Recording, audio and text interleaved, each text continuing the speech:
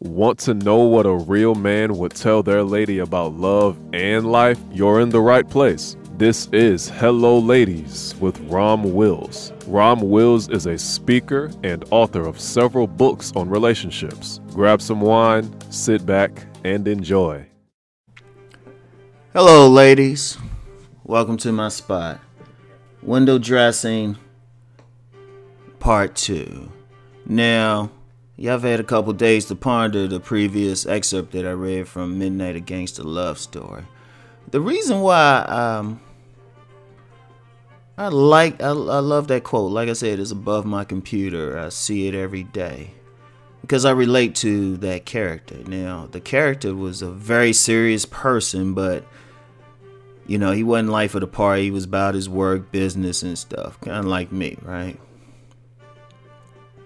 Also a deep character, deep thinking, religious. You know, he was Muslim, right?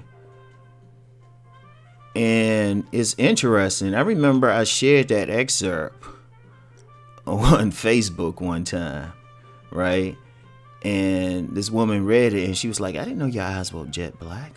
And it's a woman who, shall we say, has seen my eyes, right? I was like, nah, that's not me. Because everything else I wrote that was up there, right, was what people see in me and stuff, you know? And I was just like, wow. But, you know, I was thinking about that. See, you understand one thing about me, ladies. I'm going to share a little bit about me. I was never one of those guys who, even when I was young, who had to go out and chase a bunch of women. And even to this day, I get, like, even if I'm walking down the street or something, I attract a lot of attention. I get a lot of highs and everything. I'm not even in my best shape. But the thing that works for me is, you know, I'm not 6 feet, but, you know, the average height is 5'9". I'm about 5'11". So I'm like slightly above average height-wise. And I have a good body build, even if I put on weight. Because recently I mentioned on my other channel that, you know, I got some training sessions with a personal trainer. It was part of the package of joining a new gym, right? And even this, and the personal trainer is a woman. She's a fitness professional. She said she had a very good natural body build. And because of some other stuff, because of how I put on weight, I tend to put on weight all over my body evenly.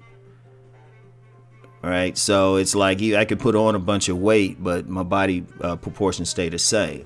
And also, even though I'm generally a stocky person, I actually have some definition in my stomach. In fact, there's only, like, if you see my stomach, like, I have, like, the beginnings of a six-pack naturally, right? So, and then, you know, got the chest and everything. So if I'm walking or something, you know, people see the chest. It was like, oh, well, he might have a little bit down there, right? A little bit of a stomach. And even then, that's not really the stomach. I actually have an umbilical hernia. So there's always a part I got to push back in and stuff, right? So I'm saying all that to say is I draw attention with my physique. And plus, women tend to like my eyes. I can't really see it from a picture or a close-up, but women have always gone crazy over my eyes, like eyelashes, eye shape, and anything. Even the eye color. Because as my co-parent said, they're like a shade of brown, but a unusual shade of brown, right? So, and there's actually some pictures on the internet where it caught the eyes good. So it's like, you know, you got this stuff. And many women will approach me. Like like if I don't have, I was never one of those dudes who had to approach a lot. It was rare, and the woman had to be real fine. And usually, if I did, she was receptive. Now I'm modest, modest about what I look like, because ultimately, some people gonna like it, some people ain't, and I'm good with that. But for the women who liked it, hey, it worked for a brother. But see, only problem was I had a combination of that and that I'm naturally introverted. I'm really not an outgoing person. You know, I'm not mean and I'm friendly to you if you talk, but, you know, I'm naturally introverted. So the combination of attracting several women, looking good to them, and then being quiet, the women had a tendency to project personality traits onto me, right? You know, either project that or think they in love with me when it was really just lust. Like I had one woman on the job I worked at, right? Now this is when I was like in my top shape, like top model shape. In fact, I had been approached a couple times about modeling. I actually worked for a modeling company for a minute, right? And this woman actually, she worked in the human resources at this job, and this could have been a Me Too moment. She was sending me cards and letters to my home, and sent a picture, and you know, when I kind of like said, nah, you know, we need to cut this off, she's sending me stuff like, we're going to, you know, like she's in love, she's never seen a better body than mine, and all of that. And she actually, like, there's a couple times she tried to grab me in like the hallway, like literally, you know. And you know, I had a bunch of stuff like that on a lot of jobs and stuff, a lot of jobs, right? You know, the attention or unwanted touching or something like that, right? It was kind of annoying. And now I ain't gonna say it wasn't fun, you know, like to have some young girl grind up on my dick and shit. And I'm just being raw, seriously. I was on a retail job, and it was somebody I was cool with, and she gave me a hug one time, and she just straight grinded on me. She was fine. I was like, damn. Or some woman like just coming up kissing you and shit. I've had a lot of stuff, a lot of Me Too moments. So I'm seeing the other side of shit, right? But see, here's the issue. These women didn't know me. They didn't know me. They didn't know what I was about, anything, right? I mean, you know, they didn't know anything or really interested in what I had to talk about, right? Like I had one job, right? Like I started, it was when I was still working in the government. It was a job, it was a workspace. They had a whole bunch of people there. And I remember when I started, I had one woman who wasn't interested in me. She said, Rom, you should be arrested, right? And I'll say, arrested for what? What I do? For breaking so many hearts. And she was like, there was about 5 women in there that was feeling me, right? And I was like, oh, okay. It was funny. And in that same place, I remember one was real friendly because I was promoting some stuff, some holistic type of stuff to some people.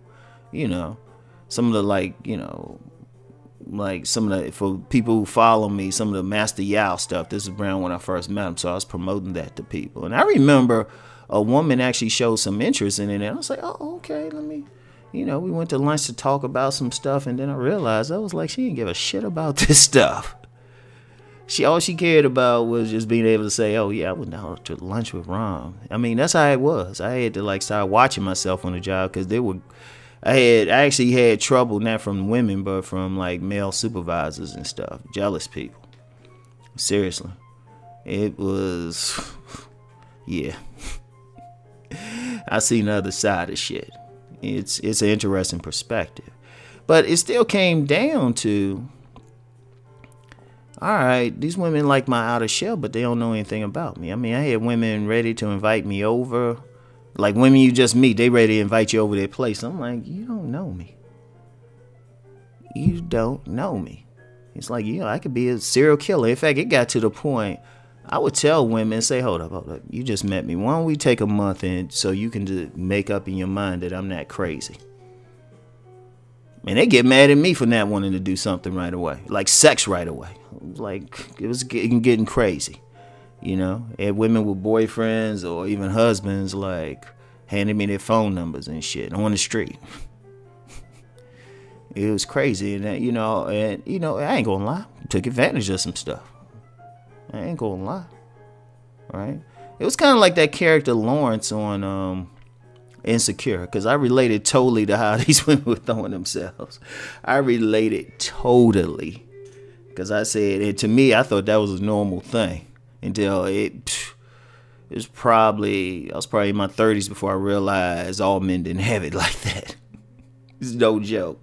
Because I tended to be around, like, peer group tended to be a bunch of, like, muscle men and pretty boys and stuff. So I'm hanging around them. So I'm thinking this is totally normal. So, but it still come down to these women didn't show any interest in my ideas. Or if they did, it was just a ploy. And I found out with a couple, they didn't really care about what I was talking about or anything. And my overall message with that is not just to share, but to give the perspective of why I tell women, hey, you got to get to know these men. You got to find out. You got to get the substance. Because a lot of guys in the same position, see, I was kind of had a good heart. I didn't want to really dog anybody. Got plenty of attention. Yeah, take it. But I was never really a dog, like intentionally trying to hurt a woman. But some other guys ain't feeling the same way. And a lot of ladies, they're seeing the guy and he's cute. And I get it. I get the lust part. You need that. But a lot of times women you're not taking time to find out what's in that man's heart. And I know you want to jump his bones right away and all that. He's sexy. He got your vagina tingling. But you need to find out what his ideas are. Where is he going? Because I've met brothers like that. And you know what? They on some metaphysics, or they want to talk deep politics. Like I know a dude now, women go crazy over, and he'll probably be on like one of the major channels talking about the politics for the upcoming midterms. I've mentioned him before, and he's known in that political world. But women also went crazy over his looks, and you know they ain't halfway know what to do when he started breaking out some intellectual shit. That dude broke out some intellectual shit, and they were like, But I'll tell you what, with guys like that, I say many of them will just take advantage. But if you meet that type of guy, you just can't help it, right? You just gotta get with him. Find out what's on his mind. You know, find out if you're compatible. You know, nothing wrong with the form is cool, but find out if this is actually the person that you need to be with. Because a lot of women get caught up into that. And then, you know, they have a baby or do whatever, take up a lot of time, and the dude just mistreat them. And it's like, well, why you dealt with him? Oh, because he fine. Deal with the substance. A lot of this shit is window dressing. And ladies, I know, because I always get somebody say, oh, you telling them in that? I tell them in that all the time. If y'all really look at a lot of the videos, I say, look, you better find out what's on that woman's mind. All right? You know, find out what her substance is. Find out what she talking about. You know, any man who just get with a woman just off her looks, something wrong with him. Something's wrong with him. He ends up getting burned. That's why a lot of guys get burned, because he was pretty or something like that. So I definitely always tell them that. All right. But with the ladies, find out. And I'm going to tell you what. A lot of those guys, like I said, if you still meet that guy, a lot of guys will be appreciative if you like try to get with what his ideas are. What he's thinking about, because you gotta think, what's his educational background? Like, I've known some of the guys I've known who had women going crazy over them like that were attorneys. They were deep thinking attorneys, philosophy professors and stuff like that, academic types. In fact, I knew this one dude. He was a law school professor, right? Law school professor, but he was also in medical school, and women went crazy over him. He looked like a version of Billy D. So women went crazy over his ass, but this dude was like a genius, multi-genius too. So find out what's going on with him. Get past the window dressing, all right? And trust me, the guy will understand that. And the reason I give that perspective, because like I said, it was fun, but it's also annoying, because even now, I probably get a lot of inboxes from some folks and actually getting mad at me for not behaving a certain way. I'm like, you really don't know how I behave. All you know is what you don't even see my whole body and stuff. You see my face or a picture a lot of times, and you know what I feel about a particular subject. But a lot of times, I'm gonna say 95% of what I say on any video is not always my personal opinion on it. It's a general opinion on it. So even then, you really don't know what I think about something. Because if you think about it, I never discuss my spiritual path. I never discuss my politics. You know, you bet you might get an idea how I manage money if you follow my business channel. But you don't really know a lot of stuff.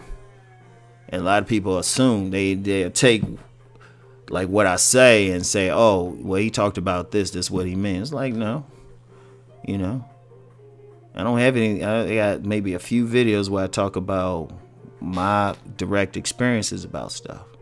But, I'm trying to relate to the masses. So I'm going to talk about what I've seen that relates to the masses.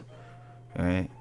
So even then, you might like what I say, but it's still not me. I don't really show myself publicly. And it's not to say like I'm hiding anything deep and dark. I'm not. I'm just, it really is just a case of,